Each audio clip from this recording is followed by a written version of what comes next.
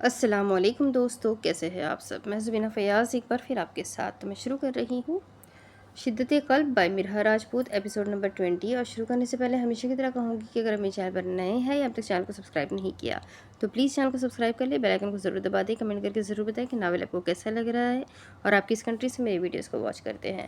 تو چلیں ہم اس ناول کو وقت ضائع نہ کرتے ہوئے جلدی سے سٹارٹ کرتے ہیں۔ یہ شدت قلب کی چوتھی پی ڈی ایف ہے اور 3 پی ڈی ایف میں ہم نے ابھی تک 20 ایپیسوڈ کر لیے ہیں، تو ابھی چوتھی پی ڈی ایف سے اور ہمارے پاس 4 پی ڈی ایف اور باقی ہے۔ ٹوٹل 8 پی ڈی ایف ہے، ٹھیک ہے، 4 نہیں 3 ختم ہوئی ہے، مطلب 5 پی ڈی ایف اور باقی ہے، تو مطلب پھر کافی لمبا جائے گا یہ ناول۔ رمضان تو اسی میں پورا ہو جائے گا، رمضان کے بعد شاید نیا ناول سٹارٹ ہو، تو دیکھتے ہیں تب تک کتنے رائٹرز کی میرے پاس پرمیشن آ چکی ہوتی ہے، اور جس نے سب سے پہلے ریکویسٹ کی ہے اس کی ناول میں سب سے پہلے پڑھوں گی۔ تو چلیں ہم اس ناول کو فی الحال سٹارٹ کرتے ہیں۔ مائسا، وہ اندر آیا اور فریزنگ روم میں زمین پر گری مائسا کو دیکھتے اس کے ہوش ٹھکانے سے لگے۔ دفتن وہ بے خودی کے عالم میں اندھا دھند اس کی طرف لپکتے، اتنی اونچی آواز میں دہاڑا کہ فریزنگ روم کی دیواریں تک لرزنے لگی۔ تم ٹھیک ہو؟ مائسا آنکھیں کھولو، مائسا میری طرف دیکھو، مائسا یہاں دیکھو، مجھے بتاؤ کیا ہوا تھا، تم کیسے یہاں لاک ہو گئی؟ 1 سیکنڈ سے پہلے اس کے قریب بیٹھتے ہرمان نے اس کا سر اٹھا کر اپنی گود میں رکھا تو مائسا بھاری بھاری سانس لینے لگی۔ گھنٹہ بیت گیا تھا اسے شدت پکڑتی سردی میں رہتے ہوئے، اس کا ایسی حالت میں ہونا تو بنتا تھا جبکہ وہ لگاتار اس کے چہرے کو تھپکنے کی کوشش کر رہا تھا۔ ایسا نہیں تھا کہ وہ بے ہوش تھی، بلکہ رشیا کے ٹھنڈے موسم اور فریزنگ روم کی ٹھنڈ نے اسے بولنے یا پھر کچھ حرکت کرنے کے قابل ہی نہیں چھوڑا تھا۔ تم آنکھیں کیوں نہیں کھول رہی؟ ہرمان نے محسوس کیا جیسے اس کا بدن نہ ہو، کوئی برف کا ڈھیر ہو جو اس کی باہوں میں جھولنے لگا تھا۔ سردی کی وجہ سے اس کا چہرہ سرخ پڑ گیا، اس کی سانسیں مدھم ہو گئی، جسم نے حرکت کرنا چھوڑ دی، اسے لگا جیسے وہ جم گئی ہو۔ یہاں بہت سردی ہے، مجھے مائسا کو یہاں سے نکالنا ہوگا، مجھے اسے گرمائش دینی ہوگی ورنہ اس کی ہارٹ بیٹ نارمل کیسے ہوگی؟ مائسا کو دیکھ کر بڑبڑاتے ہوئے ہرمان نے فوراً سے اس کے بے جان وجود کو اپنی باہوں میں اٹھایا اور 1 سیکنڈ سے پہلے وہ وہاں سے نکلتا کسی کی بھی پرواہ کیے بغیر دیوانہ وار لمبے لمبے ڈگ بھر کر ہال سے گزرتا گیسٹ روم میں انٹر ہو گیا۔ البتہ اس دوران پارٹی میں مگن ایک ایک فرد نے بخوبی ہرمان خانزادہ کو اتنے فکر کے عالم میں اور غیظ و غضب میں دیکھا۔ ہرمان نے اسے بیڈ پر لٹایا اور اجرت پن میں اس پر کمفرٹر اڑانے لگا کہ اتنی ہی دیر میں مینشن کے ملازم اور ایلیکس کے فادر اندر داخل ہوئے۔ کیا ہوا ہرمان بیٹا؟ اس لڑکی کو کیا ہوا ہے؟ کیا یہ بے ہوش ہو گئی ہے؟ تم کہو تو میں ڈاکٹر کو بلاؤں؟ ایلیکس کے فادر مدافعانہ آرائی سے بولے تو ہرمان خانزادہ والہانہ انداز میں اس کے اوپر تک کمفرٹر اڑاتا، اس کے قریب بیٹھتے ہی اس کے نرم ہاتھوں کو اپنے ہاتھوں میں لیتا فوراً سے رگڑنے لگا۔ جی ڈاکٹر کو بلائے جلدی، وہ دہاڑا اور ساتھ ہی ساتھ اسے گرمائش دینے لگا۔ اس اے سی کا ریموٹ کدھر ہے؟ اس نے مڑ کر ملازم کو دیکھا، پھر وہ تیش کے عالم میں چیخا کہ ملازم بیچارہ کھڑا کھڑا ہی کانپ اٹھا۔ میری شکل کیا دیکھ رہے ہو؟ جلدی لے کر آؤ۔ کیا تم لوگوں کو سمجھ نہیں آ رہی؟ پانی کدھر ہے؟ پانی لاؤ جلدی سے، گرم کر کے۔ یہ کھڑکیاں دروازے سب بند کرو، جلدی کرو۔ وہ پاگل پن کا مظاہرہ کرتا ہرانے لگا، شاید وہ مائسا کو اس حالت میں دیکھ کر اپنا دماغی توازن کھو رہا تھا۔ اس کا تنفس گہرا ہو رہا تھا، اس کے جسم سے جان جا رہی تھی، مگر کیوں؟ ایک دشمن کے لیے دوسرا دشمن کب سے جذبات رکھنے لگا؟ کچھ ہی وقت میں ڈاکٹر بھی آ گیا۔ ہرمان نے گرم پانی کا چھڑکاؤ کرتے اسے تھوڑی سی ہوش دلائی، پھر کمرے میں ہیٹ کرنے کے لیے اے سی بھی آن کر دیا۔ یہ الٹرا آٹو اے سی تھا جس کی بلو بٹن کو دبانے سے اے سی سرد ہوا دیتا تھا اور سرخ بٹن کو دبانے سے اے سی گرم ہوا دیتا تھا، مطلب کہ کولڈ اور ہاٹ دونوں ہی صورتحال میں فائدہ مند تھا۔ زیادہ سردی میں رہنے کی وجہ سے ان کی باڈی پارٹس فریز ہو رہے ہیں، انہیں بھرپور گرمائش کی ضرورت ہے، ہو سکے تو انہیں جلد سے جلد ہیٹ اپ کریں، اور یہ کچھ گرم دوائیاں میں نے لکھ دی ہے، جلدی سے منگوا لیں۔ مائسا کو چیک کرنے کے بعد ڈاکٹر انگریزی میں بولتے ہوئے ہرمان سے مخاطب ہوئے۔ ایلیکس بھی آ چکا تھا، جبکہ راگا اور اس کے بندے وقت سے پہلے ہی راستہ صاف کرتے ہوئے وہاں سے جا چکے تھے، لیکن ڈاکٹر اس کی ہارٹ بیٹ کیوں سلو چل رہی ہے؟ ہرمان کو بے چینی ہو رہی تھی اور بہت زیادہ ہو رہی تھی، وہ آنکھیں نہیں کھول رہی تھی اور دھیرے دھیرے سے سانس لے رہی تھی۔ سردی کی وجہ سے انہیں سانس مشکل سے آ رہا ہے، کوشش کرے کہ انہیں مصنوعی سانس دے تاکہ ان کے سانس کا نظام بھی ٹھیک ہو جائے اور اندر تک گرمائش بھی پہنچ جائے۔ ڈاکٹر کی بات کا مطلب ہرمان سمجھ چکا تھا، اسے واقعی مصنوعی سانس کی ضرورت تھی اور ہرمان خانزادہ دینے کو تیار تھا۔ پھر ایک ایک کر کے سب کمرے سے چلے گئے۔ ہرمان اس کے قریب بیٹھا، پھر پورے 2 منٹ کشمکش کا شکار ہوتے اس نے مائسا کو دیکھا جو آنکھیں موندے ہوئے تھی۔ ہرمان اس پر جھکا، دماغ میں ایک ہی بات گھوم رہی تھی کہ مائسا کو مصنوعی سانس کی ضرورت ہے۔ جلد ہی اس نے بنا سوچے اسے مصنوعی سانس دینے کی گستاخی کر ہی لی۔ ایک تو اسے سانس ملتا رہا تھا، دوسرا جس میں گرمائش بڑھتی رہی۔ مائسا نے بھاری بھاری سانس لینے شروع کیے تو ارمان دور ہوتا اسے دیکھنے لگا، جو آنکھوں کی پتلیوں کو حرکت دیتی گہرا گہرا سانس لے رہی تھی۔ مائسا اٹھو، مائسا ہوش کرو، مجھے بتاؤ تم ٹھیک ہو؟ ارمان نے تفتیش سے پوچھا تو مائسا نے اپنی آنکھوں کو بند کر کے کھولتے اسے تسلی دی۔ تم فریزنگ روم میں کیسے بند ہو گئی؟ مجھے بتاؤ تمہیں کس نے بند کیا؟ وہ پاگل سا ہو رہا تھا یہ جاننے کے لیے، بس اسے ایک دفعہ پتہ چل جاتا کہ مائسا کو کس نے بند کیا، پھر اس بندے کی تو خیر نہیں تھی۔ وہ مائسا نے بولنے کے لیے لب کھولے مگر اس کے ہونٹ کپ کپا رہے تھے، جسے دیکھ کر ارمان نے دوبارہ سے اس کے ہاتھوں کو اپنے ہاتھوں میں لیتے رگڑا۔ آپ کا دوست الیکس، وہ رک رک کر بول رہی تھی یا اس سے بولا نہیں جا رہا تھا۔ وہ بتانا چاہتی تھی کہ وہ اس لڑکے سے اس سے ٹکرائی تھی، پھر بند کیسے ہوئی وہ یہ نہیں جانتی، مگر ارمان کا صرف اتنا سننے کی دیر تھی۔ اس کا تو چہرہ ایک دم سے آگ بگولا ہوا۔ بیک وقت اس کے ذہن میں مائسا کی کہی بات گھومی، آپ کا دوست میرے ساتھ فلرٹ کرے گا تو کیا آپ برداشت کر لیں گے؟ اس کے شریانوں میں خون کی رفتار ایک دم سے تیز ہوئی، اس کا انگ انگ جلنے لگا، پھر بنا مائسا کی مزید کوئی بات سنے بغیر اس نے اپنے قدم باہر کی جانب بڑھایا اور بار کے پاس کھڑے الیکس کو کالر سے پکڑتے اس نے ایک گھوسا اس کے منہ پر مارا، جس کی وجہ سے وہ بیچارہ اس اچانک افتادگی پر لڑکھڑا کر دور جا گرا۔ اس نے کہا تھا میں اس عورت کے لیے ایکشن لوں گا جس سے میں محبت کروں گا، تو پھر یہ کیا تھا جو مائسا کے لیے لیا جا رہا تھا؟ ایکشن تو تھا ہی، مگر کیا محبت بھی تھی؟ تیری اتنی ہمت، تم میری بیوی کو فریزنگ روم میں بند کرے گا؟ میں نے تجھے اپنا واحد دوست سمجھا اور تم میری ہی بیوی پر گندی نظر رکھ رہا تھا۔ کیا تو جانتا نہیں ہے وہ ارمان خان زادہ کی بیوی ہے اور اس پر ارمان خان زادہ خراج بھی برداشت نہیں کر سکتا، اور تو نے اسے فریزنگ روم میں بند کر دیا؟ ارمان نے دیوانہ وار اسے لاتیں مارنی شروع کر دی اور ساتھ ہی ساتھ وہ قہر برساتی آواز میں بولنے لگا۔ الیکس کے فادر اس کے قریب آئے اور اسے روکنے لگے، جبکہ باقی سب تماشا دیکھنے میں مصروف تھے۔ اگر میں اسے نہ ڈھونڈتا، صحیح وقت پر اسے نہ بچاتا، تو تیری وجہ سے وہ اتنی سردی برداشت کرتی ہوئی مر جاتی، اور اگر اسے کچھ ہو جاتا تو میں تجھ پر پیٹرول ڈال کر تجھ پر آگ لگا دیتا۔ میری بیوی پر نظر رکھے گا سالے! ارمان نے ایک آخری ٹانگ اسے ماری، پھر وہ پلٹتا ہوا گیسٹ روم میں جاتا مائسا کو اپنی باہوں میں اٹھائے گراج کی جانب بڑھ گیا۔ احتیاط سے اسے گاڑی میں بٹھاتے وہ گاڑی کو زن سے بھگا کے لے گیا۔ اگر کچھ وقت پہلے والے ارمان کے پاگل پن کو مائسا دیکھ لیتی تو ضرور کچھ سوچنے پر مجبور ہو جاتی۔ آہا، تم نے تو کہا تھا کہ تم اب سے آفس نہیں آؤ گی۔ وہ جو غصے میں سارے رشتے ناتے توڑ کر گئی تھی، وہ اب دوبارہ سے انہی رشتوں میں لوٹ آئی تھی۔ اے جے اور آفندی صاحب کے جانے کے بعد وہ ڈرائیور کے ساتھ آئی تھی، لیکن اے جے جانتا تھا وہ ضرور آئے گی، اور اب ریسیپشن کے پاس کھڑے اسے اندر انٹر ہوتے دیکھتے ہی وہ اس کے نزدیک جاتا بولے بنا نہ رہ سکا۔ کہا تھا تو؟ اپنے کوٹ کے بٹن کھولتے اینا اپنی ہنسی کو روکتی ہوئی گویا ہوئی تو اے جے نے اس کا سر تا پیر جائزہ لیا، جو زنک کلر کے بزنس کوٹ میں نیچے وائٹ کلر والی شرٹ پہنے، بالوں کو ٹیلی فون میں مخیط کیے، وائٹ ہائی ہیلز پہنے، تیار شیار سی اس کے چاروں خانے چت کرنے کے لیے اس کے سامنے کھڑی تھی۔ تو پھر کیا ہوا؟ رات گئی بات گئی، اینا مسکرائی۔ ویسے بھی تب میں ناراض تھی تم سے، اسی لیے کہا تھا، پھر تم نے رات کو ہی منا لیا تو میں بھی مان گئی۔ اب اینا آگے آگے چلنے لگی تھی اور اے جے اس کے پیچھے پیچھے چلتا اس کے ہم قدم ہونے لگا۔ لاکھوں کی شاپنگ کروائی تھی تمہیں، پھر تم مانتی بھی کیوں نہ؟ اے جے نے طنز نہیں کیا تھا، بلکہ اس کا لہجہ حشاش بشاش تھا۔ اسے فرق نہیں پڑتا تھا، جہاں اس نے اپنی گرل فرینڈز پر اتنا پیسہ بہایا تھا وہاں کچھ اینا پر بہا لیا تو کیا ہو گیا؟ طنز کر رہے ہو تم مجھے، یا شاپنگ کروا کر افسوس ہو رہا ہے؟ اپنے آفس میں انٹر ہوتے اینا نے آنکھیں چھوٹی کرتے اسے گھورا تو اے جے کا کہا یوں ہی بلند ہوا، بالکل نہیں، میں اپنی لاکھوں گرل فرینڈز پر پیسے خرچ کرتا رہتا ہوں، تھوڑے تم پر کر لیے تو کون سا میرا نقصان ہو گیا؟ اینا نے آفس ملازم کو کافی لانے کا کہا تو اے جے سہولت سے کرسی کھینچتا اس کے سامنے جا بیٹھا۔ مجھے اپنی 2 ٹکے کی گرل فرینڈز کے ساتھ کمپیئر نہ کیا کرو، اینا ناک چڑھا کر بولی۔ اسے اچھا نہیں لگتا تھا جب اے جے اپنی ہزاروں گرل فرینڈز کا ذکر کرتا تھا یا موازنہ کرتا تھا۔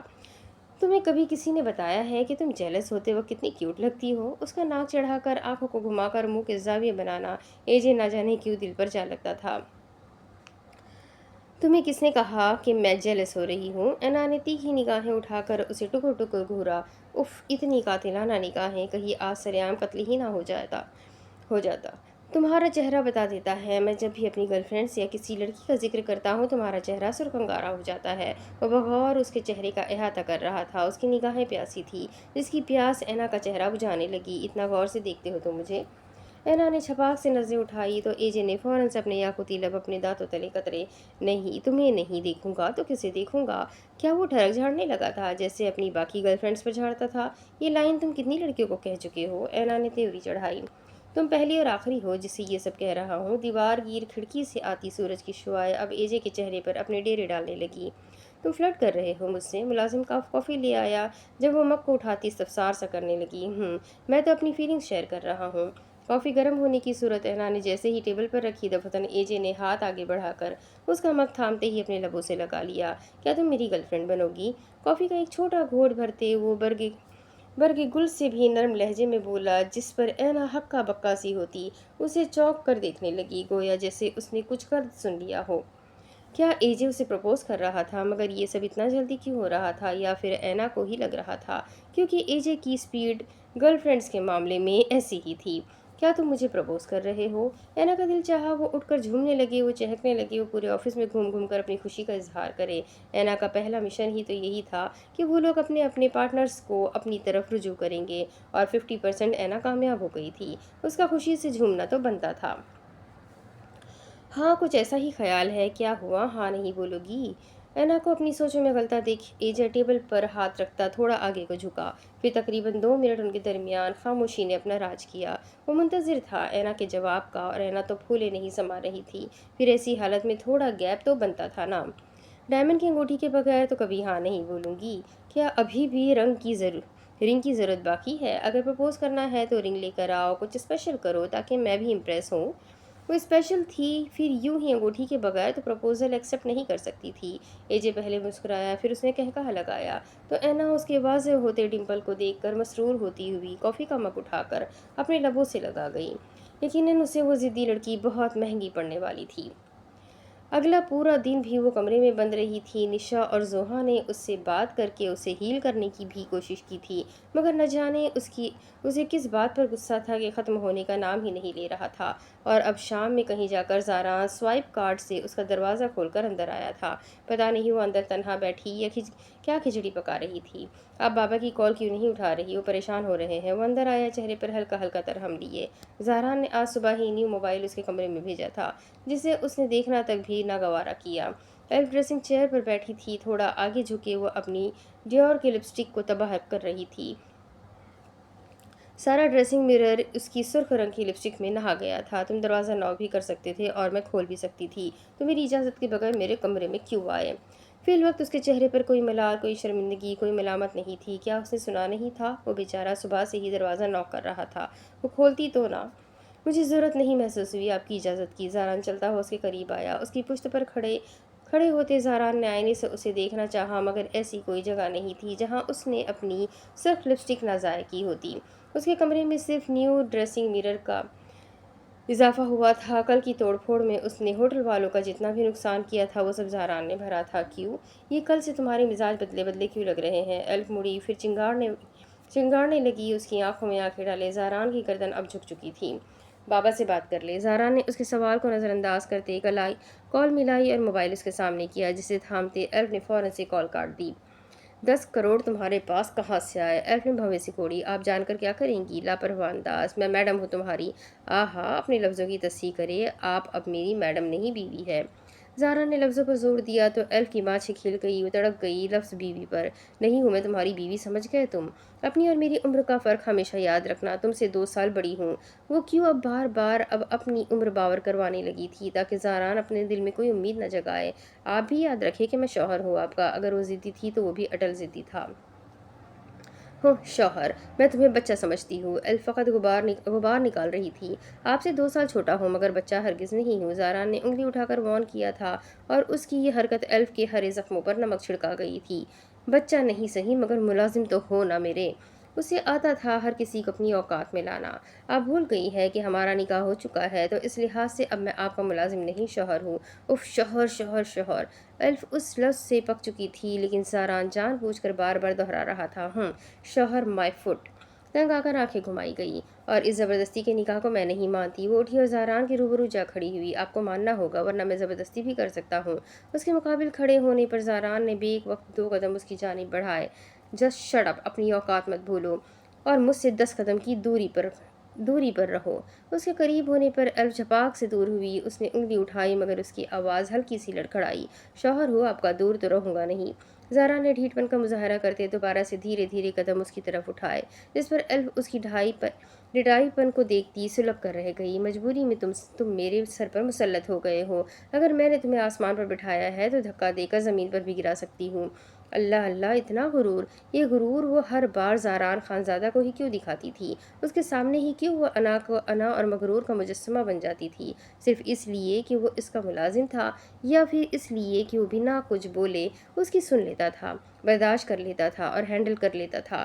لیکن اگر وہ جان لیتی کہ زاران خانزادہ کون تھا، اس کا کیا لگتا ہے، تو یقیناً وہ اتنا کترانے کی بجائے شائستگانہ لہجہ اپنا لیتی۔ میرے خیال سے کل والے واقعے کا اثر آپ کے دماغ پر ہو گیا ہے، تبھی بنا کچھ سوچے سمجھے بس بولے ہی چلی جا رہی ہیں۔ بھولے مت، میں آپ کا محافظ ہوں۔ وہ انجان تھا تو معاملہ ٹھیک تھا، اب وہ جان بن گیا تھا تو مطلب معاملہ بگڑ چکا تھا۔ اب اس کا حق تھا ایلف پر، وہ اسے اپنی مرضی میں ڈھال سکتا تھا، اور ویسے بھی اپنی منگیتر کے بارے میں جانتے ہوئے وہ کتنی ہی دیر برداشت کر سکتا تھا۔ اس کی نازیبا ڈریسنگ کرنا، اس کا کلبز میں جانا، اس کا رات گئے تک باہر رہنا، اس کا ڈرنک کرنا، وہ یہ سب اب مزید نہیں دیکھ سکتا تھا۔ اسے کسی نہ کسی طرح تو اب ایلف کو قابو میں کرنا ہی تھا، اور یہ نکاح کے بغیر تو ممکن ہی نہیں تھا۔ تو میں کیا کروں؟ احسان کیا ہے تم نے مجھ پر۔ وہ واقعی بہت بگڑی ہوئی تھی، اور اسے سدھارنے میں بھی زاران خانزادہ کو بہت سی مشقت کرنی پڑنی تھی، بہت وقت طلب کرنا پڑنا تھا، پھر کہیں جا کر اس نے زاران کے رنگ میں ڈھلنا تھا۔ جواباً کچھ بولنے کی بجائے اس نے ایلف کو سخت گھوریوں سے نوازا، پھر بنا کچھ بولے وہ اس کے کمرے سے نکل گیا۔ وہ جانتا تھا وہ زیادہ بات کرے گا تو مزید بگڑ جائے گی، اسے جتنا ٹائم دیا جا سکتا تھا اتنا ہی بہتر تھا۔ پوری رات اس نے مائسا کے سرہانے بیٹھ کر گزاری تھی۔ اسے کسی بھی چیز کی ضرورت ہوتی تو ارمان خانزادہ فوری طور پر چراغ میں سے نکلے ہوئے جن کی طرح حاضر ہوتا۔ پھر رات سے صبح ہو گئی اور ارمان خانزادہ ایک پل نہیں سویا۔ وہ دعویٰ کرتا ہے کہ مائسا اس کی دشمن ہے، تو کوئی ارمان خانزادہ سے جا کر پوچھے کہ دشمنوں کی اس طرح سے فکر کی جاتی ہے، ان کا اس طرح سے دھیان رکھا جاتا ہے، ان کے لیے اس طرح سے راتیں جاگی جاتی ہے، یا پھر ان کے لیے اس طرح سے اپنے دوست کو دشمن بنا لیا جاتا ہے۔ صبح ہوئی تو ارمان نے اپنا اور مائسا کا ناشتہ روم میں ہی منگوا لیا۔ پھر اس پر مزید مہربانی کرتے ہوئے اس نے اپنے ہاتھوں سے اپنے دشمن کو کھانا بھی کھلایا، پھر دوائی بھی۔ کیسی دشمنی تھی اس کی، محبت سے بھری ہوئی۔ مائسا تھکن کے بعد دوبارہ سے لیٹ گئی۔ جب عین وقت ارمان کو کوئی میل موصول ہوئی، وہ مائسا پر کمفرٹر ٹھیک کرتا کمرے سے نکلا اور اسٹڈی میں آ گیا۔ اپنی پاکٹ سے اپنا موبائل نکالتے اس صوفے پر براجمان ہوا۔ اسے ڈیسک سے بات کرنی تھی، تبھی وہ یہاں پر آ گیا۔ اسے کال کرنے سے پہلے ارمان نے میل کھول کر پڑھی تو اس کے پیروں تلے زمین ہی نکل گئی۔ یوں محسوس ہوا جیسے پورا کا پورا پیلس ہی اس پر آ گرا ہو۔ اس کی آنکھیں حیرانگی کے پاس عجیب ہی طرز میں پھیلی، اب ایک وقت ہکا بکا دھک کنگ سب ہوا۔ مائسا ابرار حسنین۔ میل میں موجود مخصوص نام کو پڑھتے اس کی آواز لرزی۔ یہ کیا؟ مائسا بازی پلٹ رہی تھی، اور ارمان خانزادہ کو پتہ ہی نہ چل سکا، جبکہ اب اس کا پورا اصلی بایو ڈیٹا ارمان کے سامنے کھلا پڑا تھا۔ وہ مائسا یوسف نہیں ہے، وہ مائسا ابرار حسنین ہے۔ ایسی حقیقت کا انکشاف ہوا کہ دو پل کے لیے ارمان کی سوچنے سمجھنے کی صلاحیت ہی ختم ہو گئی۔ اس کی نظریں موبائل میں دھس گئی تھی۔ وہ مائسا یوسف کو صحیح سے نہیں جانتا تھا، مائسا ابرار حسنین کو کیسے جانے گا؟ پہچان کیوں بدلی گئی؟ اس کے پیچھے کیا وجہ ہو سکتی ہے؟ سارا بایو ڈیٹا پلٹ کیسے گیا؟ آخر تھی کون وہ؟ کیوں چھپا رہی تھی اپنا بیک گراؤنڈ؟ ارمان کے ذہن میں ان گنت سوالات نے گردش کی۔ وہ سوچنے لگا، مزید سوچنے لگا، مگر جواب نہ بن پایا۔ ضبطاً اس نے اسکرین کو زوم کرتے اس کی ایک ایک انفارمیشن دیکھی۔ عمر 26 سال، کاسٹ خان، ایجوکیشن مکمل، سنگل لیڈی، رہائش لاہور، اور ساتھ میں اس کی تصویر بھی تھی، پاسپورٹ سائز کی۔ اس کا ذہن بلنک سا ہونے لگا تھا۔ پہلے انہیں مائسا کی رانگ انفارمیشن ملی تھی، جبکہ یہ والی ریئل تھی۔ اسے شبہ سا ہونے لگا تھا جب اس کا ذہن حسنین پر رک جاتا تھا، لیکن وہ یہ بھی نہیں جانتا تھا کہ اس کے بابا کی کوئی فیملی بھی ہے یا پھر بھائی، ورنہ اس کے شک کو یقین میں بدلنے میں دیر نہ لگتی۔ ہمارا سرنیم اور اس کا سرنیم سیم کیوں ہے؟ اس کا فیملی بیک گراؤنڈ کیا ہے؟ یہ کون ہے؟ مجھے اب سب جاننا ہوگا۔ ہم کلامی کرتے ارمان نے موبائل میں مخصوص نمبر ڈائل کیا اور اپنے کان کے ساتھ لگا لیا۔ یہ انفارمیشن تمہیں کہاں سے ملی؟ رعبدار آواز میں پہلا سوال پوچھا گیا۔ بہت سی انفارمیشن اسی اسٹوڈیو کے ایک ورکر سے بہت مشکل سے حاصل ہوئی ہے مجھے، دوسری جانب موجود شخص بول رہا تھا۔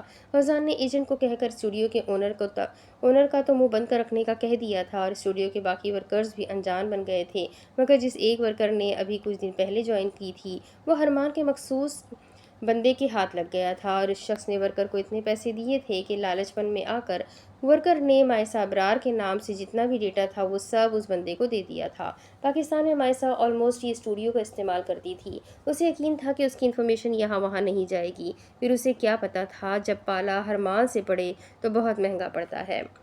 لاہور کا چپا چپا چھان مارو، مجھے اس کے بیک گراؤنڈ کے بارے میں سب کچھ جاننا ہے، ایک ایک چیز، اس کے پیرنٹس، اس کی فیملی، اس کا سرکل، ہر چیز کی انفارمیشن آج رات تک مجھے چاہیے۔ اس کے اعصاب تنے ہوئے تھے۔ اوکے باس، کام ہو جائے گا۔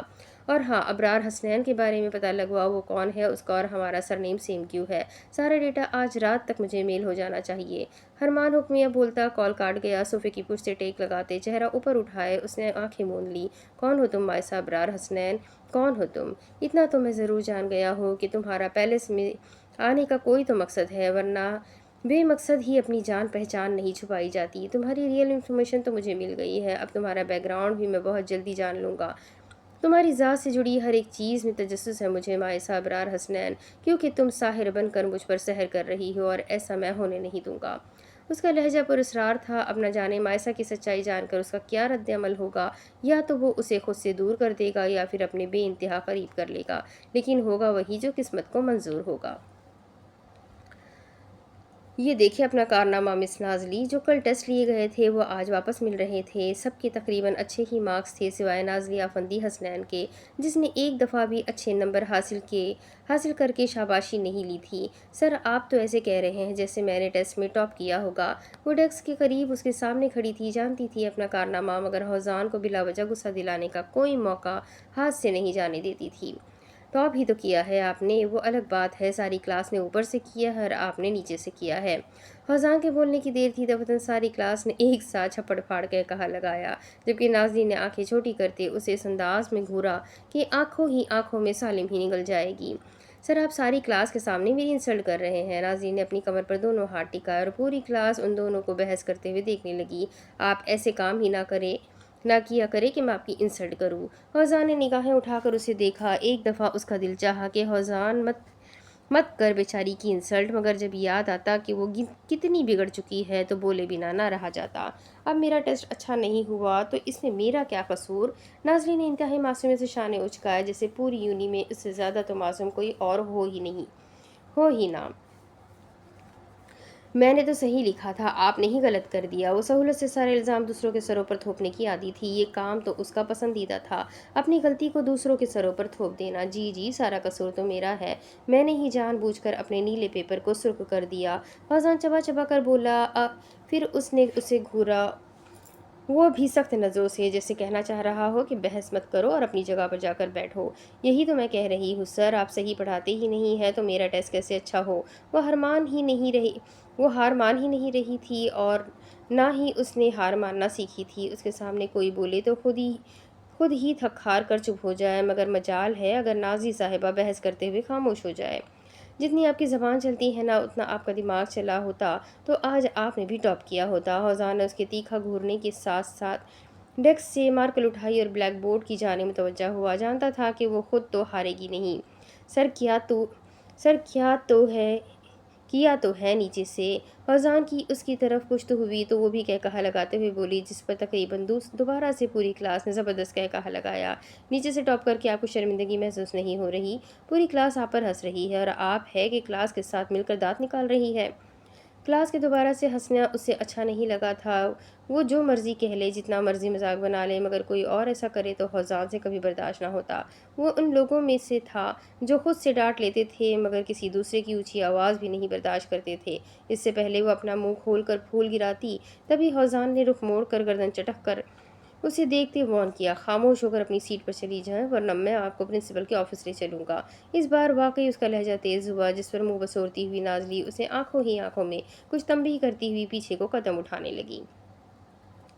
یہ اچھی دھمکی ہے، پرنسپل کے آفس لے چلوں گا۔ وہ بڑبڑائی مگر اس کی بڑبڑاہٹ ہر طرف بآسانی گھومی۔ پھر جلد ہی وہ عائشہ کے پاس بیٹھتی مزید کچھ بولنے لگی۔ بڑا مزہ آتا ہے انہیں میری انسلٹ کر کے، بندہ تھوڑا رشتے کا خیال ہی کر لیتا ہے، مگر نہیں، ہر بار منہ اٹھا کر میری انسلٹ کر دیتے ہیں، اس لیے میں نے بھی آج منہ کھول دیا۔ وہ اپنی بھڑاس نکالنے لگی تھی۔ رشتے کا خیال؟ کون سا رشتہ؟ عائشہ نے تجسس میں پوچھا تو نازلی ہڑبڑائی۔ رشتہ؟ وہ رشتہ میرا مطلب उस्ताद और शागिर्द का रिश्ता और कौन सा रिश्ता।